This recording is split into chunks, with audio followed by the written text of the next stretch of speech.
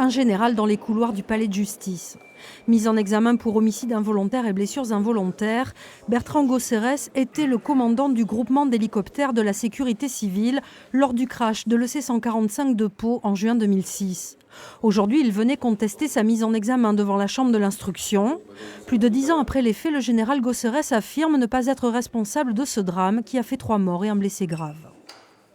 Aujourd'hui, nous sommes en face d'un pilote qui a pris une initiative très malheureuse et qui ensuite a peut-être montré un certain courage en tentant de récupérer son camarade, mais en même temps a pris un risque extraordinaire, celui de perdre son appareil. Voilà. Et de tout cela, le commandant de la base, le général Osséré, mais que pouvait-il y faire? Il n'a pas donné l'ordre d'aller récupérer la sacoche, il n'en savait rien. Le 5 juin 2006, l'EC-145 de la sécurité civile de Pau s'écrase lors d'un entraînement au-dessus de Gavarnie. Deuxième crash en 3 ans et une polémique sur la fiabilité de ce type d'appareil. Une longue instruction pour les 2 accidents aboutit en juillet dernier à 2 mises en examen de cadres de la sécurité civile. Aujourd'hui, pour les familles des victimes, le général Gosserès est responsable du drame de 2006.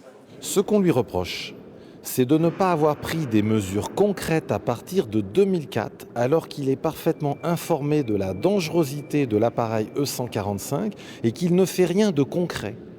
C'est ça qu'on lui reproche. Et là, il est pleinement responsable. Il savait dès 2004 que l'appareil était dangereux, pourtant il ne fait rien. Et se retrancher derrière la lourdeur administrative, ça n'est pas sérieux. J'ai d'ailleurs dit qu'il manquait à son honneur. Il faut faire face à ses responsabilités. Le parquet général a requis ce matin la nullité de la mise en examen. Mais vu la complexité du dossier, la Chambre de l'instruction veut se donner du temps pour statuer. La décision sera rendue le 11 avril prochain.